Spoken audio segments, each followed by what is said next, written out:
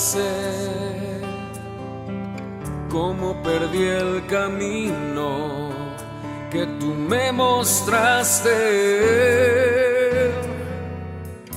cuánto me he separado de ti, viviendo solo para mí, ignorando el precio que pagaste al morir.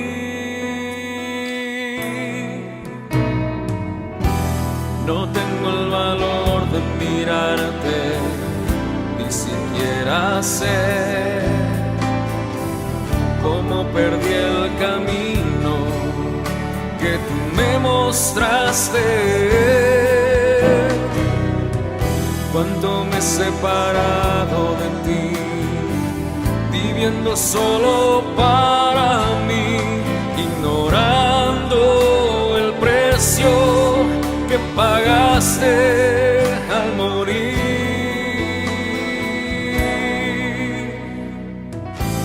Renueva mis días, quebrántame, Señor, como al principio, y tómame en tus brazos.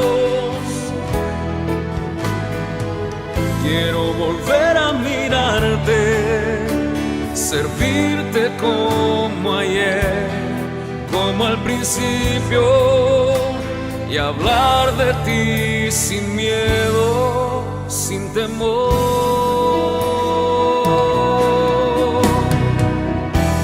No tengo el valor de mirarte, ni siquiera sé cómo perdí el camino que tú me mostraste, cuánto me he separado de ti, viviendo solo para mí, ignorando el precio que pagaste al morir. Renueva mis días, quebrántame, Señor, como al principio, y tómame en tus brazos. Quiero volver a mirarte, servirte como ayer, como al principio, y hablar de ti sin miedo, sin temor.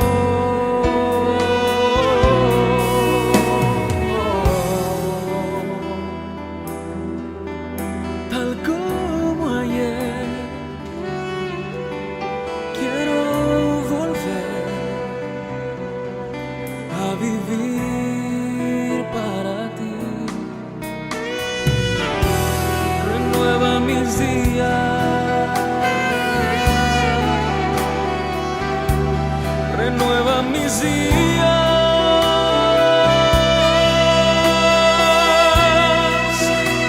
quebrántame, Señor, y tómame.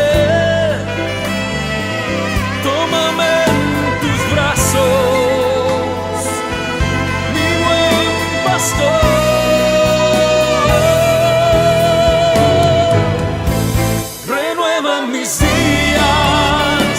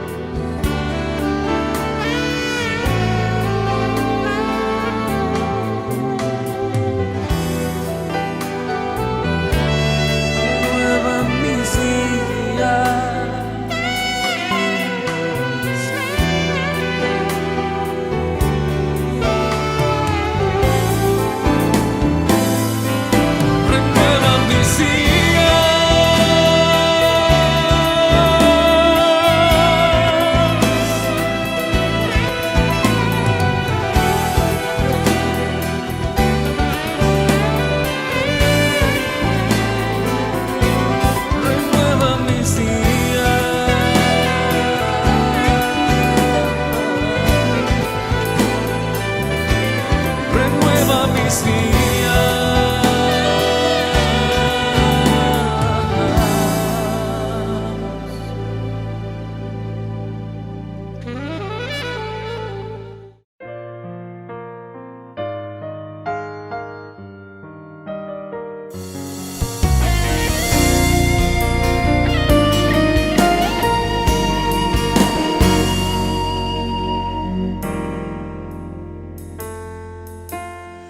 Esperé en ti pacientemente, te inclinaste a mí, escuchaste mi voz, pusiste mis pies sobre la roca y me rescataste de la muerte.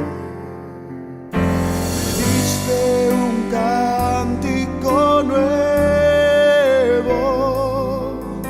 un canto de alabanzas para ti. Muchas son, Señor, tus maravillas,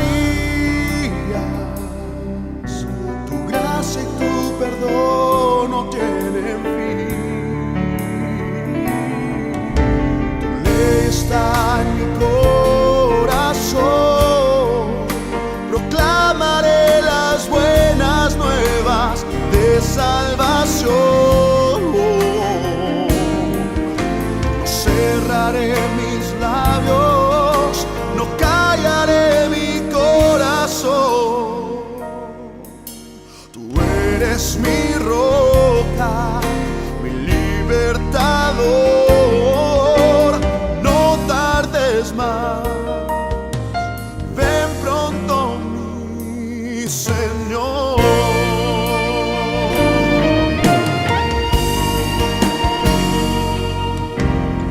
Esperé en ti pacientemente, te inclinaste a mí y escuchaste mi voz, pusiste mis pies sobre la roca y me rescataste de la muerte. Me diste un cántico nuevo, un canto de alabanzas para ti. Oh, muchas son, Señor, tus maravillas, tu gracia y tu perdón no tienen fin. Tu ley está en mi corazón, proclamaré las buenas nuevas de salvación. No cerraré mis labios, no callaré mi corazón. Tú eres mi roca, mi libertador. No tardes más, ven pronto mi Señor.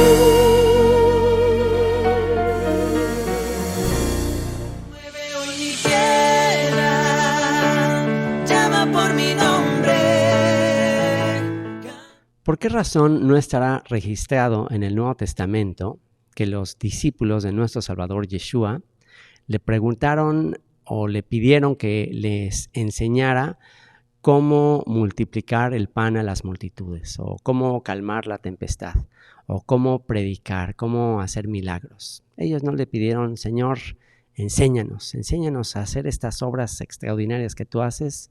No le pidieron eso, más bien le pidieron: Señor, enséñanos a orar.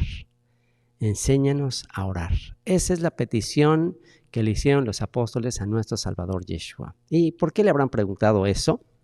Pues por la simple razón de que ellos sabían, ellos se dieron cuenta, ellos descubrieron que la fuente de su poder, la fuente de su unción, la fuente de todo lo que él llevó a cabo se basaba en su comunión con su Padre, su vida de oración. Él se levantaba temprano a orar, obviamente tenía la práctica judía de orar 3 veces al día y aparte de eso, pues orar sin cesar. Así que si algo era importante para los apóstoles era aprender a orar. Y ese es exactamente el objetivo de esta serie, Descubre la oración bíblica. Aprender a orar como nuestro maestro, aprender a orar como todos esos personajes de la Biblia que dejaron un legado de fe y que dejaron escritas todas esas oraciones y que vamos a ir recorriendo cronológicamente en esta serie Descubre la oración bíblica. Así que ven, sé parte de esta serie que nos unirá en oración, que nos hará tener el mismo sentir que todos estos personajes de la Biblia, y será una serie que estaremos usando en nuestras reuniones virtuales cada vez que nos reunamos. Ese será el énfasis de nuestras reuniones, la oración. Así que ven, acompáñanos y a lo largo de esta serie que se grabaron los primeros episodios en diferentes lugares y ya después la mayoría de los capítulos se grabaron en el Parque Histórico Descubre la Biblia, en la Sinagoga Bet Yeshua, donde ahora estoy, y este será el lugar que nos unirá, que será el marco para la unidad que vamos a tener, no importa dónde te encuentres, en cualquier parte del mundo, cada vez que nos reunamos virtualmente, vamos a utilizar esta serie para descubrir la oración bíblica. Así que, bienvenidos. Remueve hoy mi tierra, llama por mi nombre.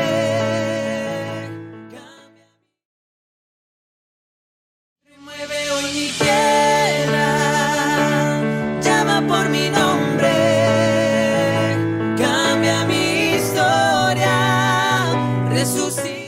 Pues ahora sí nos vamos a el texto del día de hoy, la oración del día de hoy, oración de Rivka, Rebeca, como se traduce también su nombre al español, oración de Rivka, que está en Génesis capítulo 25, versículo 22, y que dice así: así que ella consultó al Señor y preguntó: ¿por qué me pasa esto? ¿Por qué me pasa esto? Levanten la mano, y bueno, ¿cómo levantar la mano en un chat? Solo pon sí o no. ¿Y quién le ha hecho esta pregunta a Dios alguna vez? ¿Alguna vez le has preguntado al Señor: ¿por qué me pasa esto? ¿Quién le ha hecho esa pregunta al Señor? ¿Por qué me pasa esto, Señor? Y bueno, vamos a ver a qué se refiere específicamente Rivka aquí en esta oración.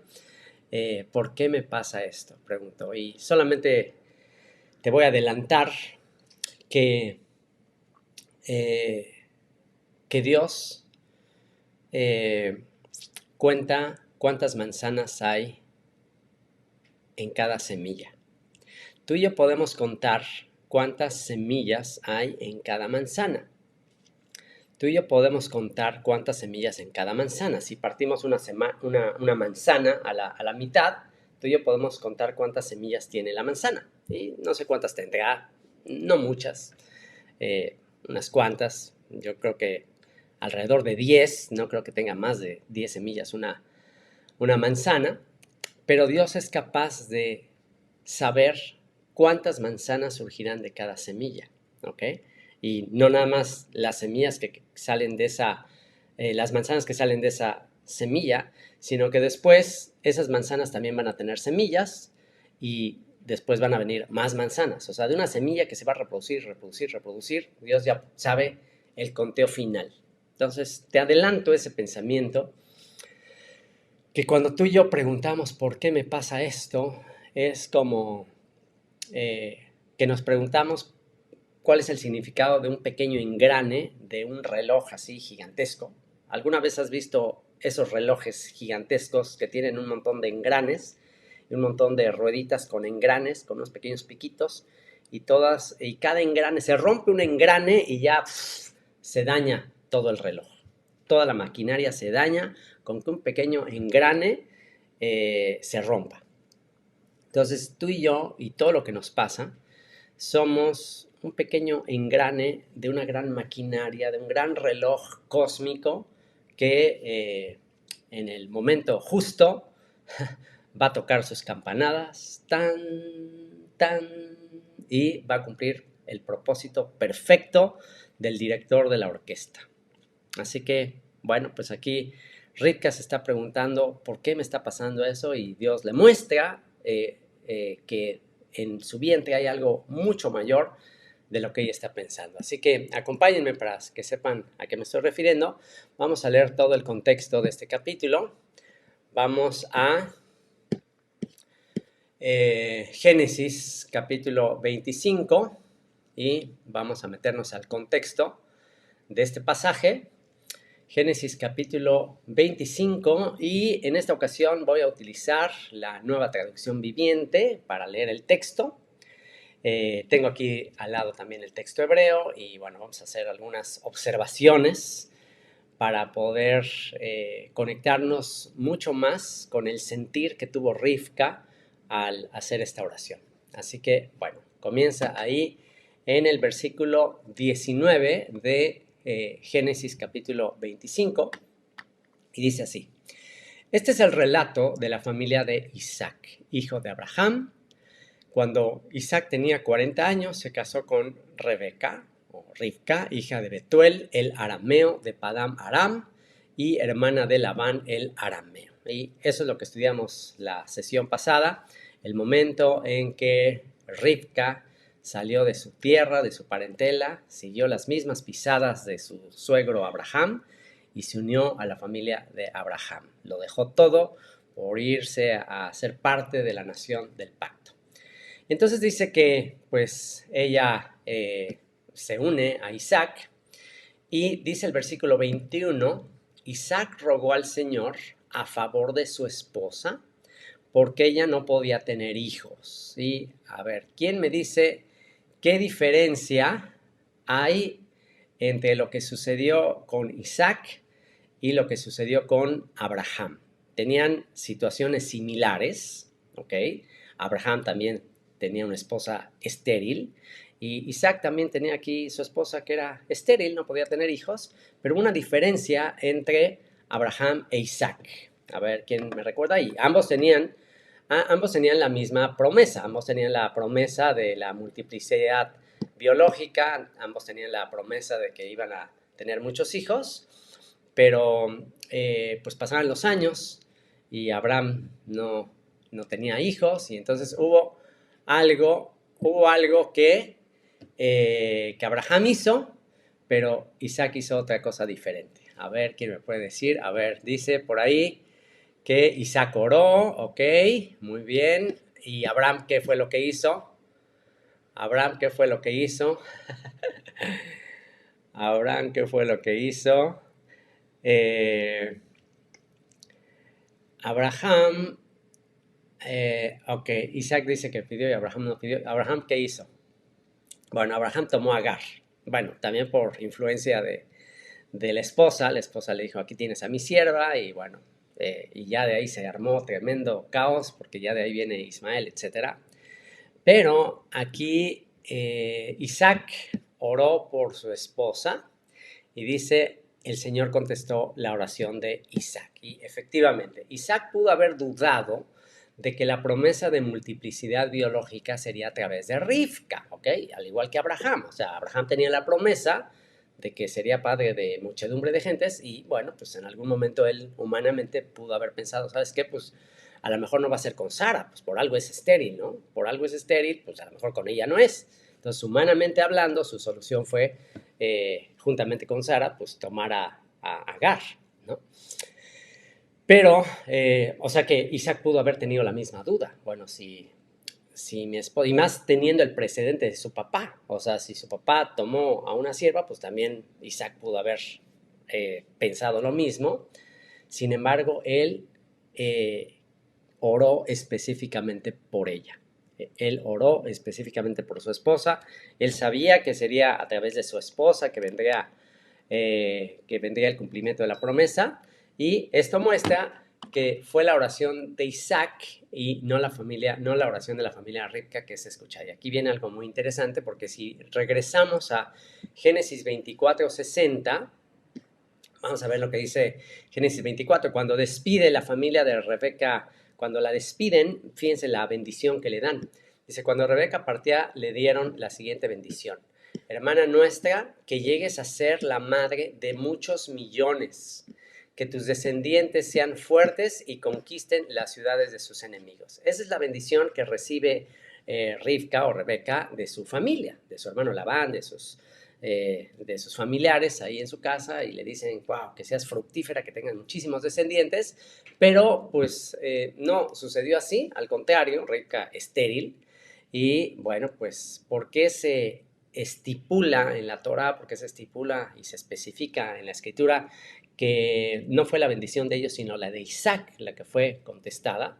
Pues para asegurarse de que es Isaac quien tiene esa unción para orar por ella. Y bueno, también por supuesto que aquí hay una conexión profética. Si ya dijimos que Rivka representa a la iglesia, o los llamados de entre las naciones para ser parte de Israel, ya que pues ella es la que le da el agua de vida las aguas de vida a los camellos impuros. Si Rivka representa al remanente de Israel mezclado entre las naciones, que son familia de Abraham, pero que van a venir a unirse a Isaac, que es tipo del Mesías, entonces quiere decir que es la oración, no es las fuerzas de ella, no es en sus fuerzas, tampoco es en los deseos de sus familiares, sino es específicamente la oración de Isaac. Y si Isaac representa al Mesías, si Isaac representa a Yeshua, entonces quien hace crecer a la descendencia de Rivka, que representa las naciones, quien hace creer a las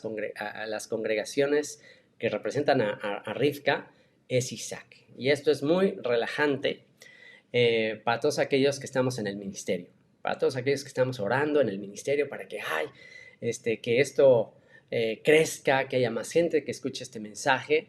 No, ¿sabes qué? No es tu esfuerzo, no es el esfuerzo de tu familia ni de nadie, es la oración de Isaac. Es la oración de Isaac que él pide por su esposa, y su esposa se va a volver fructífera. Así que no hagamos crecer a la congregación con nuestros esfuerzos humanos, con nuestros programas, con nuestras estrategias. Es el Señor que añade a su iglesia, a su Rivka, los que han de ser salvos. Y todo tiene que ver con un plan profético mucho mayor. Y se preguntan los rabinos, ¿por qué las matriarcas fueron todas estériles? Y hay dos razones de eso. Bueno, puede haber más, pero algunas que les menciono. Es, número uno, porque Dios anhelaba sus oraciones. Dios anhelaba sus oraciones. Dios se deleita en la oración del justo.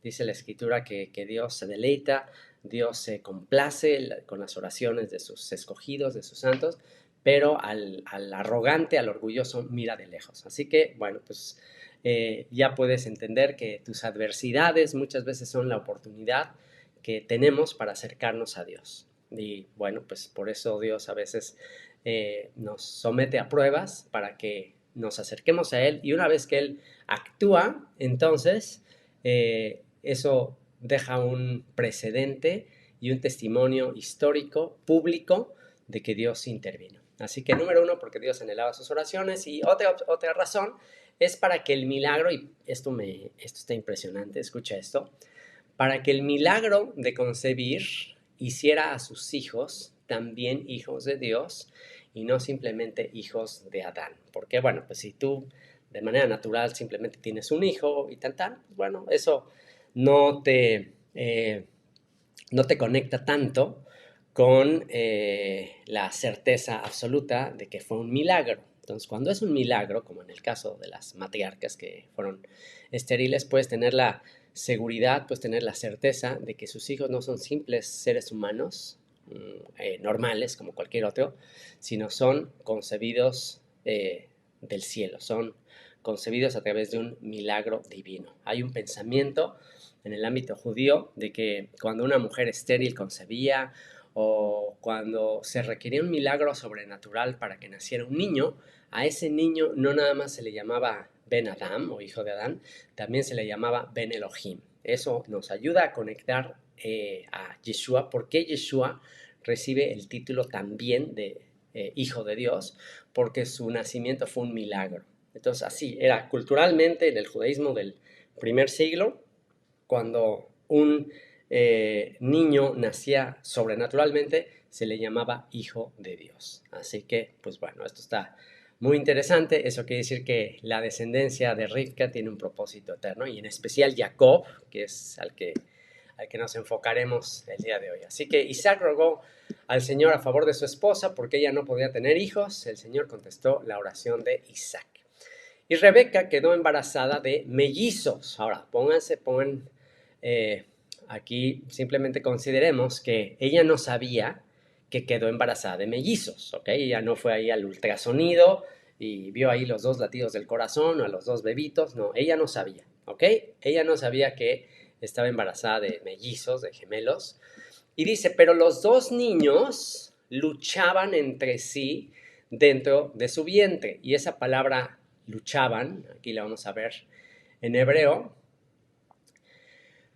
Aquí está, esa es la palabra que se utiliza, cuya raíz aquí está, que se puede traducir así literalmente como luchar, pelear. O sea, estaba viendo ahí aquí viene el inglés, herir, lastimarse, o sea, había una agresión ahí entre ellos dos. Entonces, pero recuerden, ella no sabía que eran dos. Ella pensaba que era uno y veía ahí mucho movimiento, mucha agresión, sentía algo en su vientre. Los dos niños luchaban entre sí dentro de su vientre, así que ella consultó al Señor. Ella consultó al Señor y aquí está la oración. Aquí está lo que le preguntó. ¿Por qué me pasa esto? ¿Por qué me pasa esto? Aquí está la frase en hebreo.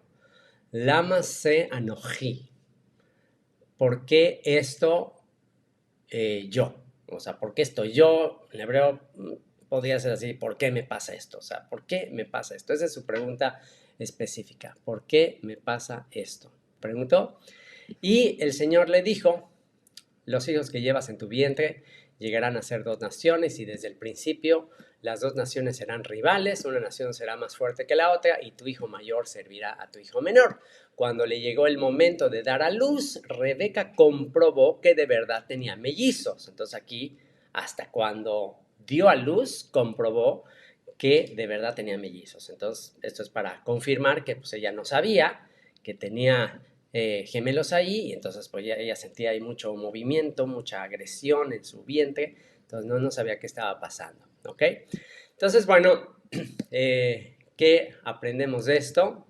Cuando ella pregunta ¿por qué me pasa esto? Bueno, recordemos una vez más, no había ultrasonidos en aquella época, así que ella no sabía que eran dos bebés. Según comentarios judíos, y esto está interesante, porque de ahí empezamos ahí podemos comenzar a comprender más allá cuál es por qué ella tiene esa duda, por qué ella tiene esa inquietud, porque pues no es que estuviera sola, era primeriza, por supuesto estaba siendo mamá primeriza, pero pues seguro que ella tenía vecinas, seguro que ella tenía gente ahí alrededor a la que no eran primerizas y que pues ella les contaba lo que le estaba sucediendo y no encontraba respuesta, ¿okay? Era algo diferente lo que le estaba pasando.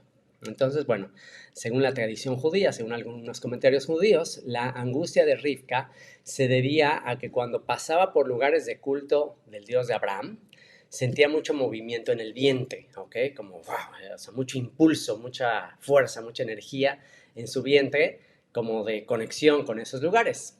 pero también cuando pasaba por lugares de culto pagano, de culto idólatra, entonces también tenía esa misma movimiento, ¿no? Algo parecido a lo que le sucedió a Juan el Bautista. ¿Se acuerdan lo que le sucedió a Juan el Bautista cuando era bebito y que su mamá recibe la visita de Mariam o de Miriam o de María cuando va a visitarla y estaba embarazada? ¿Y quién recuerda qué pasó? ¿Qué pasó con Juan el Bautista? ¿Qué pasó con el bebito que estaba en el vientre cuando su mamá recibe la visita? A ver, ¿quién recuerda por ahí? A ver, ¿quién pone ahí en el chat? ¿Qué pasó con el bebé Juan el Bautista en el vientre de su mamá cuando recibe la visita de María y que estaba embarazada de Yeshua? ¿Se acuerdan? Bueno, ya por ahí contestó Mercedes que se movió el niño. O sea, el niño se movió, fue algo intenso. Y entonces su mamá dijo, wow, mi bebé saltó al recibir la visita tuya. O sea, hubo algo ahí especial que ella percibió que su bebé algo le impactó. Por eso, y bueno, pues eso es algo que a nivel científico apenas empezamos a descubrir. La influencia que tiene el hablarle a los bebés cuando uno está en el vientre, cantarles alabanzas, y ya desde ahí ellos son sensibles, ¿no?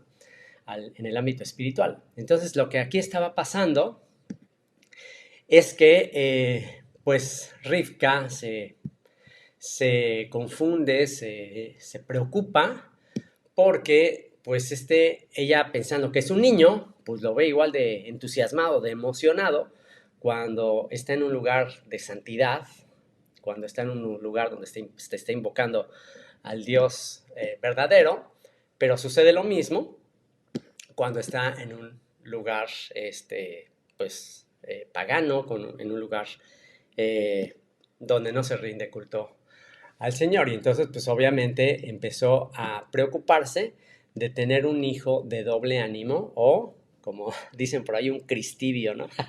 Un tibio. Y vamos a ver lo que dice Santiago, capítulo 1, versículos 6 al 8. Dice aquí, si necesitan sabiduría, pídansela a nuestro generoso Dios y Él se la dará. No los reprenderá por pedirla, ¿no? Y recordemos a Salomón que pidió sabiduría, lo que más anheló es tener la sabiduría divina. Y dice, cuando se la pidan, asegúrense de que su fe sea solamente en Dios y no duden, porque una persona que duda tiene la lealtad dividida. Escuchemos esto, una persona que duda tiene la lealtad dividida y es tan inestable como una ola del mar que el viento arrastra y empuja de un lado a otro. Esas personas no deberían esperar nada del Señor. Su lealtad está dividida entre Dios y el mundo y son inestables en todo lo que hacen. Así que bueno, nada peor que estar con un pie en el mundo y otro pie en el Señor. Así que tenemos que verdaderamente decidir a quién servir, como les dijo Josué a los israelitas que iban a entrar a la tierra prometida.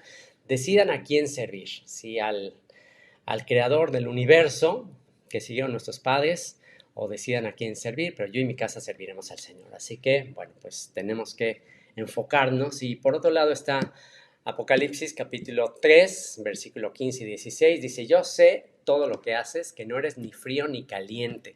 Cómo quisiera que fueras lo uno o lo otro, pero ya que eres tibio, ni frío ni caliente, te escupiré de mi boca. Y bueno, un pasaje muy, muy fuerte que habla justamente de eso, de tener doble ánimo, de no estar decidido. Y eso es justamente, entonces, según comentarios rabínicos, según la tradición, eso es lo que ella le preocupaba. Entonces dijo, si esto es así, Señor, wow, ¿cómo puede ser? O sea, voy a tener un hijo tibio, voy a tener un hijo no entregado a ti, y pues vaya que ella lo había dejado todo por el Señor. Entonces a ella le preocupaba tener un hijo que no fuera tan decidido como ella. Y también interesante que ella no consultó de esto a su suegro Abraham o a su esposo, posiblemente por pena, pensando que era algún pecado suyo o algo así, pensando que quizás era por algo que ella había hecho y por eso pues está teniendo esta problemática. Sin embargo, bueno, no era nada de esto. Dios tenía un gran plan para este embarazo. Y el Señor le dijo, aquí viene la respuesta, el Señor le dijo, los hijos que llevas en tu vientre llegarán a ser 2 naciones. Aquí está lo que les digo de que nosotros solo vemos las semillas de la manzana, pero Dios ve las manzanas en las semillas. Y es lo que le dice, los hijos que llevas en tu vientre llegarán a ser 2 naciones. Y desde el principio, las 2 naciones serán rivales. Una nación será más fuerte que la otra. Y tu hijo mayor servirá a tu hijo menor. Así que aquí está la soberanía divina. Aquí está el caballo de Troya y esta va a ser nuestra razón de orar el día de hoy. Esta va a ser la lección profunda, profética que vamos a aprender el día de hoy. Y vamos a leer Romanos capítulo 9. Romanos capítulo 9, versículo 9 al 16. Vamos a aprender el tema de la soberanía divina. Dios está en control de todas las cosas. Todas las cosas obran para bien a los que aman a Dios. ¿Sí? Sus propósitos son más grandes que los nuestros. Sus caminos son mucho más altos que los nuestros. Y aquí vemos en Romanos 9, 9 al 16, un texto donde el apóstol Pablo justamente cita esto que Dios le dice a Rebeca. Dice, pues Dios había prometido, volveré dentro de un año y Sara tendrá un hijo. Ese hijo fue nuestro antepasado Isaac. Cuando se casó con Rebeca, ella dio a luz mellizos. Sin embargo, antes de que nacieran, antes de que pudieran hacer algo bueno o malo, ella recibió un mensaje de Dios. Este mensaje demuestra que Dios elige a la gente según sus propósitos. Él llama a las personas, pero no según las buenas o malas acciones que hayan hecho. Grabémonos esto en lo más profundo de nuestra mente y corazón, ¿ok? Fíjense lo que dice. Este mensaje demuestra que Dios elige a la gente según sus propósitos. Él llama a las personas, pero no según las buenas o malas acciones que hayan hecho, ¿ok? Se le dijo, tu hijo mayor servirá a tu hijo menor. Como dicen las escrituras, amé a Jacob, pero rechacé a Esaú. ¿Estamos diciendo entonces que Dios fue injusto? La típica pregunta de los que no entienden este tema de la soberanía divina, de la elección, de la predestinación. La típica pregunta. ¿Estamos diciendo entonces que Dios fue injusto? Pues qué injusticia de Dios. Dios era injusto, ¿no? Justamente hace poquito platicaba con alguien de esto y decía, no, pues qué injusticia. Justamente lo que dice aquí. ¿Y cuál es la respuesta del apóstol Pablo? Por supuesto que no. Dios no es injusto. Pues Dios le dijo a Moisés, tendré misericordia de quien yo quiera y mostraré compasión con quien yo quiera. ¿Y en qué contexto le dice Dios a Moisés esto? A ver, ¿quién pone ahí en el chat? ¿En qué contexto Dios le dice a Moisés esto? Tendré misericordia de quien yo quiera y me compadeceré de quien yo decida. ¿En qué contexto se lo dijo? A ver, ¿quién lo puede poner ahí en el chat? ¿Quién recuerda? A ver, estudiantes aplicados, no me fallen, no me queden mal. ¿En qué contexto le dijo, tendré misericordia de quien tenga misericordia y me compadeceré de quien yo me compadezca? A ver... dice la muerte de los hijos de Adón. Dijo algo parecido, pero no. El contexto donde aquí le dice específicamente a Moisés es en otro contexto. Exacto, ya lo contestó Valeria, tenía que ser Valeria. Valerie, muy bien. Valeria es de mis estudiantes favoritas de todo Descubre la Biblia. Muy bien, Valerie. Bueno, en el contexto exacto de la adoración del becerro de oro. En otras palabras, todo Israel fue idólatra. Todo Israel cayó en la adoración, en el culto del becerro de oro. Entonces, pues ya a Dios no le quedaba de otra. Moisés intercede por Israel y dice, Señor, arráncame a mí de tu libro, no los destruyas, porque pues van a decir las naciones que como no los pudiste meter a la tierra prometida, pues que los destruiste a todos, ¿no? Entonces, pues Moisés empieza a interceder y es ahí donde Dios le dice, ¿sabes qué? No, yo tendré misericordia de quien yo tenga misericordia y me voy a compadecer de quien yo quiera. Es decir, en un contexto de que todos son injustos, todos son idólatras, todos son infieles, ¿quién le puede reclamar a Dios? Ok, ¿cómo Dios cierra nuestra boca y hace que nos callemos y que nadie le exija?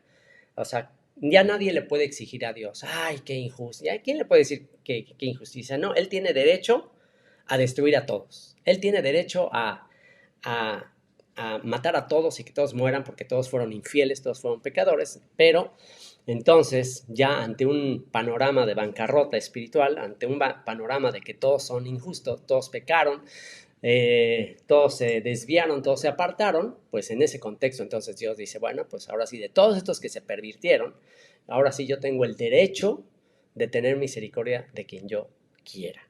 Voy de todos los que se corrompieron, de todos los que fueron infieles, yo voy a decidir a quién salvar, nada más porque quiero, nada más por mi soberanía, nada más porque yo hice un juramento con Abraham, Isaac y Jacob. Yo dije que iba a bendecir a las naciones a través de su simiente y yo tengo que cumplir mi propósito. Y aunque ellos son infieles, yo permanezco fiel. Así que, bueno, pues ahí, ese es el contexto. ¿Y cuál es la lección que vamos a aprender de esto? Lección, confía en la soberanía divina. ¿Ok? Confía en la soberanía divina.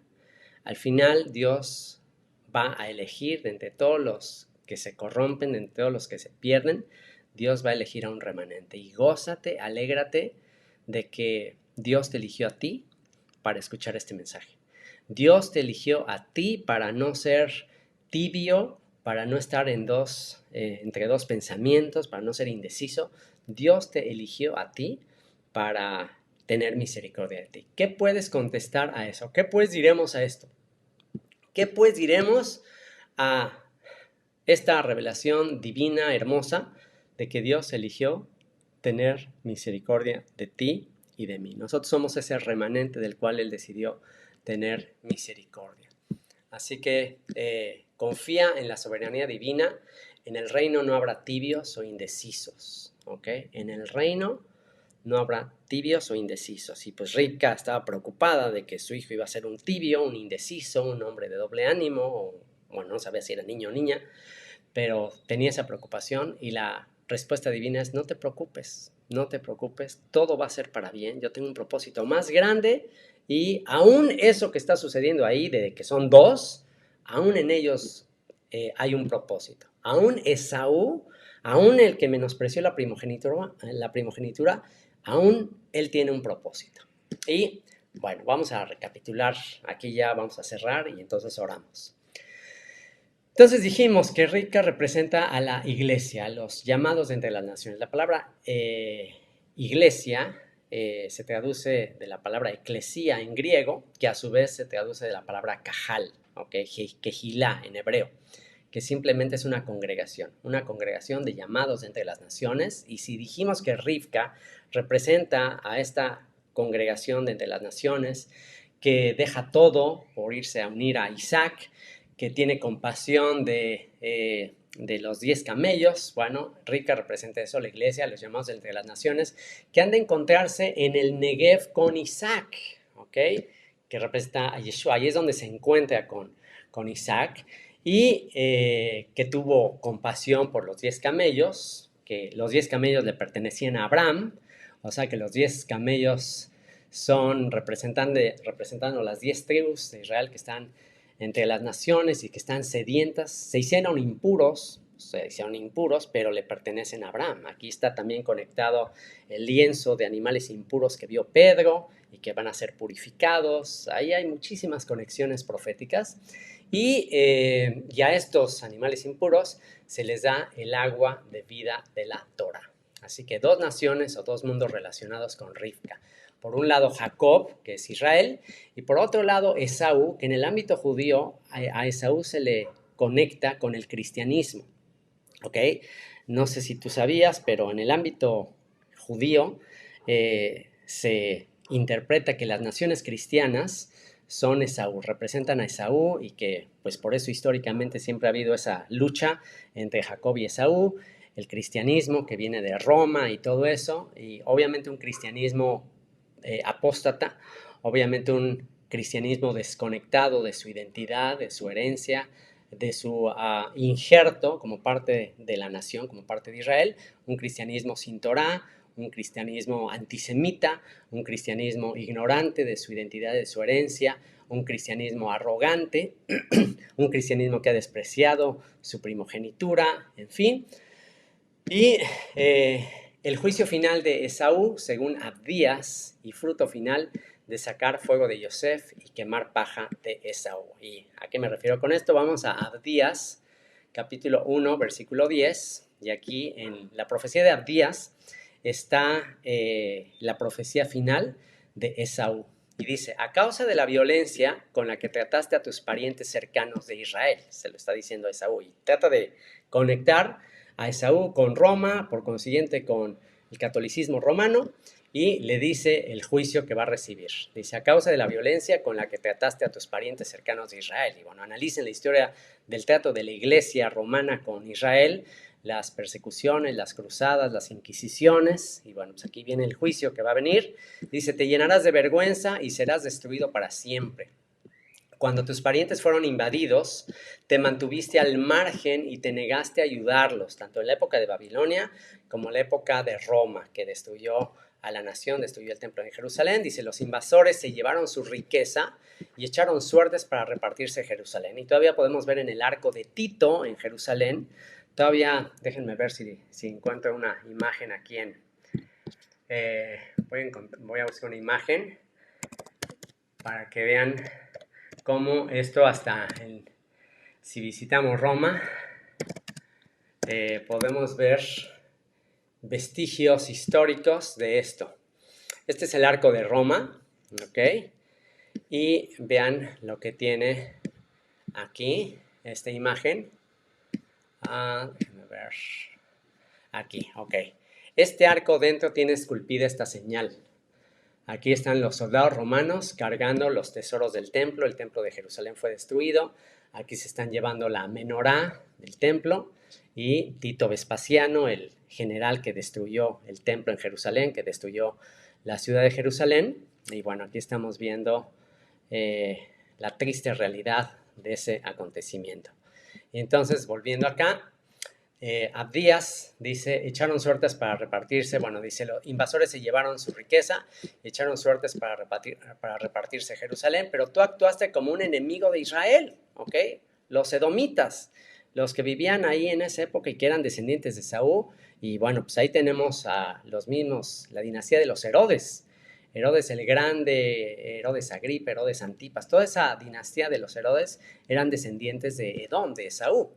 Y pues se confabularon con los romanos. Y aquí está el juicio para el fin de los tiempos para los descendientes de Saúl. Y dice, no debiste alegrarte cuando desterraron a tus parientes a tierras lejanas. Los judíos fueron dispersados a todas las naciones. Dice, no debiste gozarte cuando el pueblo de Judá sufría semejante desgracia.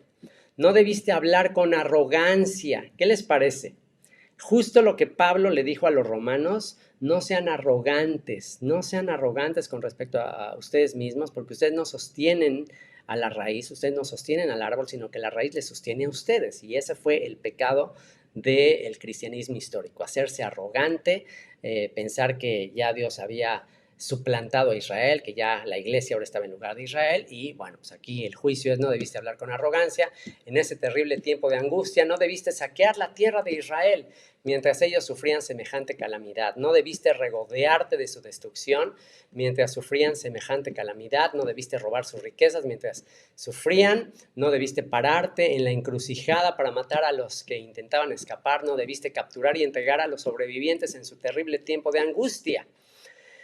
Y aquí viene la profecía de la destrucción de Edom y restauración de Israel. Dice, se acerca el día cuando yo, el Señor, juzgaré a todas las naciones paganas. Como le hiciste a Israel, así se hará contigo. Todas tus malas acciones recaerán sobre tu cabeza, así como te tragaste a mi pueblo en mi monte santo. Te tragaste a mi pueblo. Fíjense qué interesante. Edom se tragó al pueblo, ¿ok? Igual que a Jonás se lo comió el gran pez. Igual que Yeshua 3 días y 3 noches estuvo en el sepulcro. Igual que Yeshua está por 2000 años, 2 días, metido en Roma, ¿ok? el Mesías está metido en Roma, pero no nada más el Mesías está metido en Roma, todo el remanente del Mesías también están ahí metidos. Dice, así como te tragaste a mi pueblo en mi monte santo, así tú y las naciones vecinas se tragarán el castigo que se derramará sobre ti. O sea, Dios metió a su pueblo en Roma, lo dispersó en Roma, en lo que ahora queda del Imperio Romano ya en todas las naciones, filosóficamente hablando y religiosamente hablando, como un caballo de Troya, para que se introdujera ahí, como la historia del caballo de Troya, y luego dice, si todas las naciones beberán, se tambalearán y desaparecerán de la historia, ¿ok?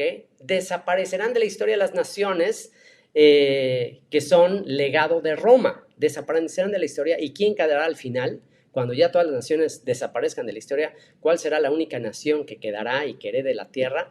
Sin embargo, Jerusalén será un refugio para los que escapen, será un lugar santo y el pueblo de Israel regresará para reclamar su herencia. El pueblo de Israel, o sea, se acabó caballo de Troya, de ahí van a salir los que son israelitas, van a reclamar su herencia y el pueblo de Israel será un fuego violento y Edom un campo de hierba seca.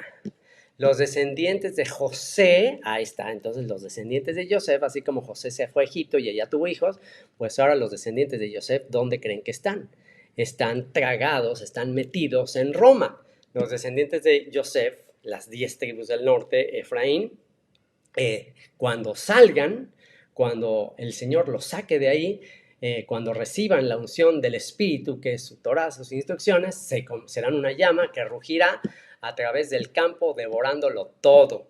No quedará nadie con vida en Edom, yo el Señor he hablado. Entonces mi pueblo que vive en el Negev ocupará las montañas de Edom, ¿ok? ¿Dónde se encontró Rivka con Isaac? A ver, ¿dónde se encontró Rivka con Isaac? Por supuesto, en el Negev.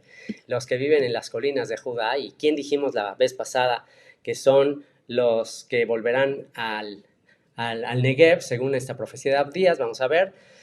Dice, los que viven en las colinas de Judá poseerán las llanuras de los filisteos y se apoderarán de los campos de Efraín y de Samaria, y el pueblo de Benjamín ocupará la tierra de Galaad. Los desterrados de Israel volverán a su tierra y ocuparán la costa de Fenicia hasta el norte de Sarepta. Los cautivos de Jerusalén, ¿okay? Desde la época de Roma, desde la época en que Roma destruye el templo y se lleva a los judíos desterrados, dice, los cautivos de Jerusalén desterrados en el norte. ¿Okay? ¿Y a dónde fueron llevados todos esos judíos? Pues a Europa, vendidos en los mercados europeos y pues llegaron incluso hasta Sefarad. Dice, volverán a casa y repoblarán los pueblos del Negev. De hecho, aquí también se puede traducir con los desterrados de Jerusalén, desterrados aquí está en el norte, pero dice en hebreo en Sefarad. ¿Ok? En Sefarad. Dice, volverán a las ciudades del Negev. Y si Sefarad es España, y si España conquistó Latinoamérica, entonces aquí está conectando a Latinoamérica. Incluso aquí estamos ya nosotros, que hemos de unirnos con Isaac en el Negev. Y cuando eso suceda, dice, volverán a casa y repoblarán los pueblos del Negev. Los que hayan sido rescatados subirán al monte de Sión en Jerusalén, ya desciende la Jerusalén celestial, para gobernar sobre las montañas de Edom, y el Señor mismo será rey. Y tan tan, se acabó la historia. Se acabó la historia. Lo que comenzó en ese vientre de Rivka, que representa a la iglesia, que representa al remanente, lo que comenzó allí en su vientre, aquí ya Dios se lo desmenuza, y ya con todos estos textos es desmenuzado, y si podemos ilustrar con una parábola toda esta historia, a ver, ¿quién recuerda, y tiempo de estudiantes, qué parábola contó Yeshua relacionado con esta cosecha final y esta separación de los verdaderos, de los que van a elegir el reino y de los que van a menospreciar la primogenitura? ¿Quién recuerda una parábola que Yeshua contó de toda esta historia del mundo, de todo este reloj profético? ¿Quién recuerda qué historia Yeshua contó al respecto? A ver, ¿quién lo pone rápidamente en el chat? Bueno, el hijo pródigo, por supuesto el hijo pródigo, pero ya Luis lo contestó ahí. La parábola del trigo y la cizaña, exactamente. La parábola del trigo y la cizaña. Vamos a ver lo que dice esta parábola del trigo y la cizaña. Mateo 13, 24 al 30 dice, la siguiente es otra historia que contó Yeshua. El reino de los cielos, el reino del cielo es como un agricultor que sembró buena semilla en su campo, pero aquella noche mientras los trabajadores dormían vino su enemigo, sembró hierbas malas entre el trigo y se escabulló. Cuando el cultivo comenzó a crecer y a producir granos, la maleza también creció. Los empleados del agricultor fueron a hablar con él y le dijeron, Señor, el campo donde usted sembró la buena semilla está lleno de maleza. La buena semilla representa la palabra de Dios, por consiguiente, la Torá, los que guardan la instrucción divina. Dice, usted sembró la buena semilla, está lleno de maleza. ¿De dónde salió? Eso es obra de un enemigo, exclamó el agricultor. ¿Arrancamos la maleza?, le preguntaron. No, contestó el amo. Si lo hacen, también arrancarán el trigo. Dejen que ambas crezcan juntas hasta la cosecha. Entonces les diré a los cosechadores que separen la maleza, la aten en manojos y la quemen, y que pongan el trigo en el granero. Y vamos a ver que en Mateo 13, 36 al 43, él le explica la parábola a sus discípulos. Luego Yeshua dejó a las multitudes afuera y entró en la casa. Sus discípulos le dijeron, por favor, explícanos la historia de la maleza en el campo. Yeshua respondió, el Hijo del Hombre es el agricultor que siembra la buena semilla. ¿Se dan cuenta quién siembra la buena semilla? Dice, el campo es el mundo y la buena semilla representa a la gente del reino. ¿Ok? La gente del reino, que obviamente vive de acuerdo a la instrucción, vive de acuerdo a la semilla, en la parábola del sembrador. La buena semilla es la palabra de Dios, es la instrucción divina. La maleza representa a las personas que pertenecen al maligno. El enemigo que sembró la maleza entre el trigo es el diablo. La cosecha es el fin del mundo y los cosechadores son los ángeles. Tal como se separa la maleza y se quema en el fuego, así será en el fin del mundo. El Hijo del Hombre enviará a sus ángeles y ellos quitarán del reino todo lo que produzca pecado y a todos aquellos que hagan lo malo. Y los ángeles los arrojarán al horno ardiente, donde habrá llanto y rechinar de dientes. Entonces los justos brillarán como el sol en el reino de su Padre. Todo el que tenga oídos para oír, que escuche y entienda. Y esto está obviamente muy relacionado con lo que dice el Salmo 1, y con este vamos a cerrar, que es una ilustración muy parecida a eso. Y déjenme ponérsela aquí en Reina Valera. Dice, bienaventurado el hombre que no anda en compañía de malvados, ni se detiene a hablar con pecadores, ni se sienta a conversar con blasfemos, que por el contrario se deleita en la ley del Señor. Esta es la buena semilla, la ley del Señor, la instrucción, la Torá dada a Moisés. Y día y noche medita en ella. Ese hombre es como un árbol plantado junto a los arroyos. Llegado el momento, da su fruto y sus hojas no se marchitan. En todo lo que hace prospera. Con los malvados no pasa lo mismo. Son como el tamo o la paja que se lleva el viento. Por eso los malvados y pecadores no tienen arte ni parte en el juicio ni en las reuniones de los justos. El Señor conoce el camino de los justos, pero la senda de los malos termina mal. ¿Qué les parece? Así que, bueno, pues la oración de Rivka, ¿quién la puede contestar? ¿Quién puede contestar?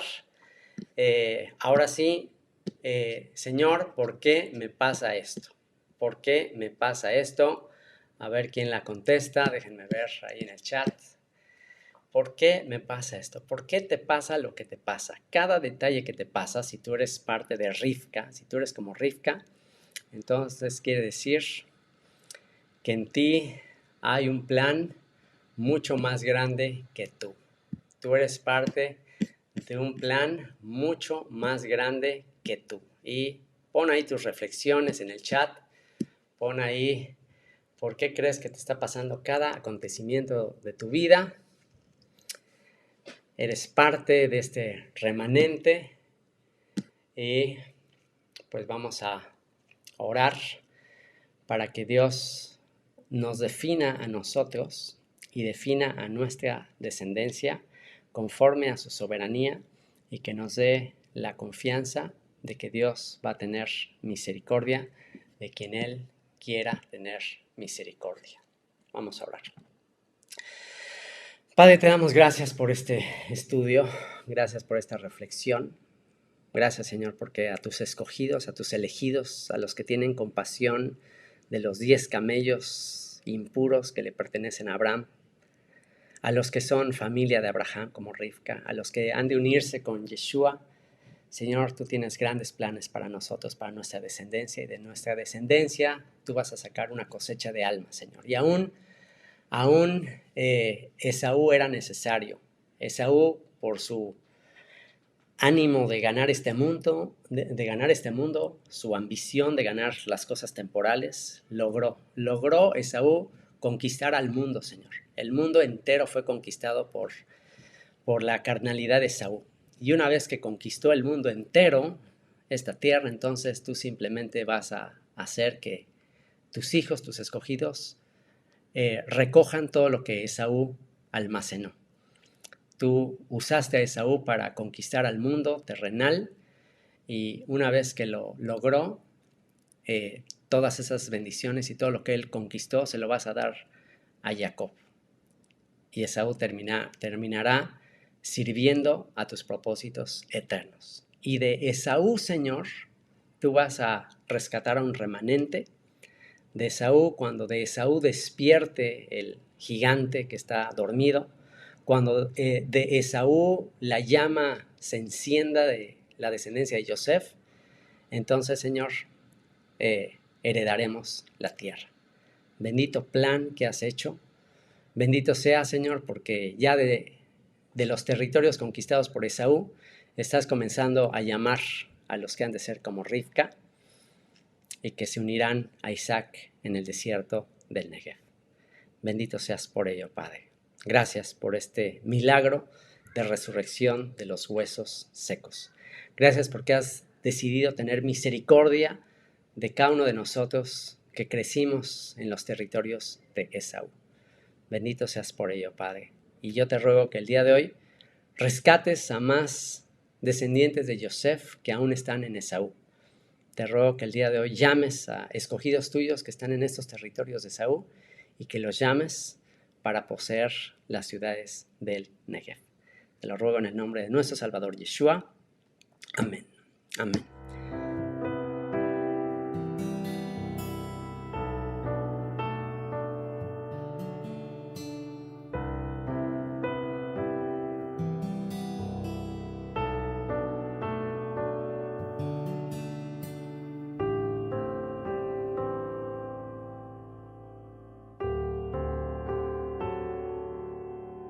Aunque mi pecado testifica contra mí, sáname, Señor, y seré sano.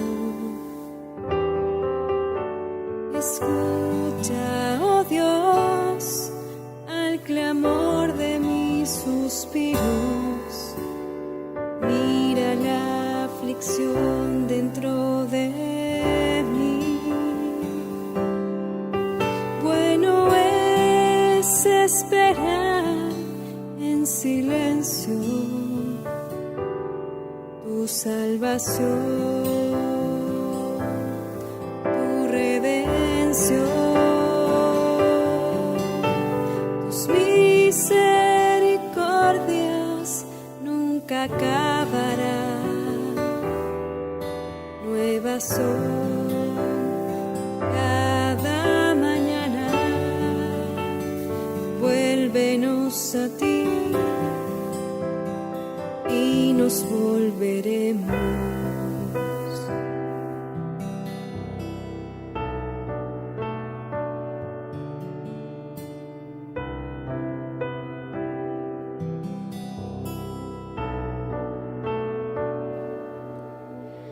Renueva mis días como al principio, porque tú eres mi alabanza. En la cruz abogaste mi causa, eres mi porción, eres mi esperanza.